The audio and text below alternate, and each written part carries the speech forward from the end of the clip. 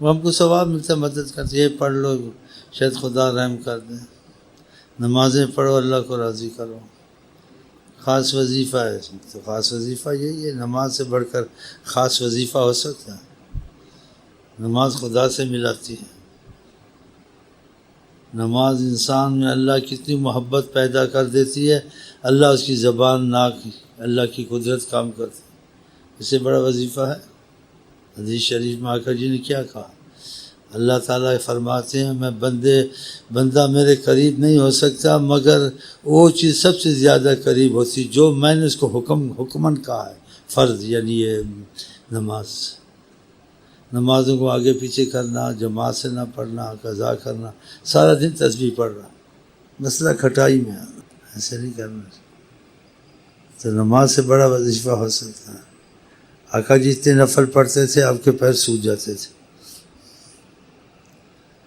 حضرت عائشہ نے کہا کہ اللہ تعالیٰ نے آپ سے بہت رحمت کی ہے، بلکہ کہا ہے کہ آپ کے تو اگلے پچھلے مثلا بظاہر کہا ہے، کوئی آپ سے پرسش نہیں ہے آپ نے کوئی غلط کام کیا نہیں کیا، آپ کے ساتھ یہ معاملہ ہے نہیں ہے، یعنی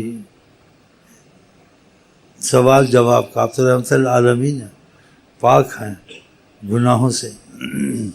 کا شکر کے واسطے اللہ تعالیٰ کی بات، شکر گزار بندہ بنو۔ ایک صحابی نے کہا میں چاہتا ہوں آپ کے ساتھ میرا محبت کا معاملہ مضبوط ہو جائے، تعلق آپ سے پیدا ہو جائے، میں آپ کے ساتھ رہوں۔ کہا اعنی علی کثرۃ السجود، اللہ کو بہت سجدے کر، یہ نماز اس کو خدا مجھ سے ملا دے گی، اس کا معنی تو وظیفے ڈھونڈتے پھرتے ہیں۔ یہ ایک نماز کو نہ چھوڑیں، درود کثرت سے پڑھیں، سارے مسئلے حل کے علاوہ ان کو خود ایک ایسی طاقت اندر داخل ہو جائے گی، سب چیزیں جو ایسی ان کی پریشانی ہے سوچیں ختم ہو جائیں گی۔ یہ سوچوں سے تو خود مریض ہوتے ہیں، اور ڈاکٹر بھی کہتے ہیں اس کو ڈرپشن ہو گیا، کرپشن ہو گیا، فلانا ہو گیا۔ تو یہ چیز کا طریقہ ہے کہ آپ ایک چیز کا توجہ کرتے ہیں جی، اور نیت کرتے ہیں، تو پھر آپ سمجھ جاتے ہیں، آپ نے نماز میں نیت کی نا تو آپ نے کنٹرول کیا اپنے پر، حرکت میں، دیکھنے میں، ادھر ادھر، یہ ظاہری اور اندری کنٹرول نماز میں۔ آقا جن تعبد اللہ کأنک ترا، تو اللہ کی عبادت ایسے کر جیسے تو دیکھ رہا تیرے سامنے خدا ہے۔ فإن لم تكن تراه فإنه يراك، اگر تجھے ایسا تصور نہیں قائم ہوتا تمہارے اندر کا، تو تصور قائم کر وہ تجھے دیکھ رہا ہے۔ یہ ظاہر تو کنٹرول کیا، بس کنٹرول کیا اور نہ اندر سے دل کا مسئلہ دوسرا ہونا چاہیے، کیونکہ آقا جی کہ جب انسان نماز کی نیت کرتا ہے، اللہ اکبر کہتا ہے، نصب وجہہ الیہ، خدا اپنا رخ اس کی طرف کر دیتا ہے۔ جب خدا رخ کر دیتا ہے تو پھر اگر یہ تصور کرے گا اپنی نماز میں ایک لذت، سکون، چین پائے گا، سوز و گداز پائے گا، اس کا نماز سے نکلنے کو دل نہیں کرے گا، سلام جلدی پھیرو۔ تو یہ چیز جب حاصل ہوگی تو ظاہر بھی کنٹرول کرنا پڑے گا، اندر سے بھی دل کا معاملہ خدا کی طرف کرنا پڑے گا، سوچ سمجھ سے کہ خدا دیکھ رہا ہے، خدا نے تو رخ کیا ہوا ہے۔ یا آقا جی نے کہا تو ان باتوں پر یقین ایمان ہونا چاہیے، تو پھر اس کو نماز کھڑا تھا، ڈھانچہ کھڑا تھا، اس کے اندر فیض آنا شروع ہو جائے گا، اس کا نماز سے دل نکلنے کو نہیں کرے گا، اور اس کو نبی کریم کی وہ بات کا پتہ چلے گا کہ نبی کریم نے کیوں کہا جعلت قرۃ عینی فی الصلاۃ، میری آنکھ کی ٹھنڈک نماز میں ہے، تو وہ ٹھنڈک اس کو بھی شروع ہو جائے گی۔ جو آقا جی نے کہا جعلت قرۃ عینی، میری آنکھوں کی ٹھنڈک نماز میں ہے، جب ایسا کنٹرول، ایسا تصور نماز میں کرے گا تو وہ پھر قرۃ عینی، جعلت قرۃ عینی، پھر وہ ٹھنڈک نماز میں جو اللہ کی محبت کی اور قرب کی اور سوز و گداز اس کے دل میں آہستہ آہستہ شروع ہو جائے گا، اس کی چیخ نکلے گی، اس کو رونا آئے گا، اس کو دل میں ایسے کہ نماز سے نہ ہی نکلوں۔ جب آقا جی اذان کا وقت آتا تھا کیا کہتے تھے؟ ہم اس نماز تک پہنچے نہیں نا، ہماری نماز تو ظاہری نماز ایک ہے، حیات اور ایک جیسے نہ ڈھانچہ ہے، لیکن اندر ابھی کچھ اترا نہیں ہے، اندر کچھ ہو تو اترے تو انسان کی حالت بدل جائے۔ ہاں جی، اسی آقا جی کہتے تھے ارحنا یا بلال، اے بلال مجھ کو راحت دے.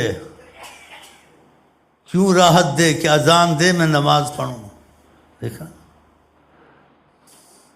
ارحنا. حضرت عائشہ کہ جب اذان ہوتی تھی آقا جی ایسے ہو جاتے تھے جیسے کسی کو جانتے ہی نہیں ہیں. اور ہم کو آپ کو کیا کہا ہے اللہ تعالیٰ نے کہ تم کو خدا کو پانا تو نبی کی تابع داری کرو، نبی سے سیکھو، نبی جیسے کہیں ویسے کرو. تو پھر ایسے کرنا چاہیے نا جیسے رسول اللہ صلی اللہ علیہ وسلم نے کہا ہے، سمجھایا ہے. ان چیزوں کو سمجھنا چاہیے، سوچنا چاہیے، تو اس طریقے سے نماز پڑھے کہ اس کی نماز میں وہ کیفیت پیدا ہو جائے جو نبی کریم کہتے تھے میری ٹھنڈک نہ آنکھوں کی نماز میں ہے. پھر اس کی نماز پڑھنے سے نفلوں کو دل زیادہ کرے گا، میں نفل ہی پڑھتا رہوں. تو اس کو ایسی کیفیت ایسی چیز ملے تو زیادہ چلے نا. جب اس کو یہ چیز کیفیت نہیں ہے، یہ چیز نہیں ہے، تو پھر وہ جیسے کہتے خانہ پوری کرتا نماز پڑھ لی ہے، محسوس کو کچھ نہیں ہوا. جن کو محسوس ہوتا تھا ان کی حالت ہی اور ہوتی تھی. حضرت علی کو تیر لگا نکلتا نہیں تھا، اتنا مضبوط جسم تھا، مضبوط فولاد. اللہ کی جہاد میں اتنا مضبوط جسم تھا، تیر لگا وہ نکالتے تھے، نکلتا نہیں تھا. کہا جب نماز پڑھوں گا نکال لینا.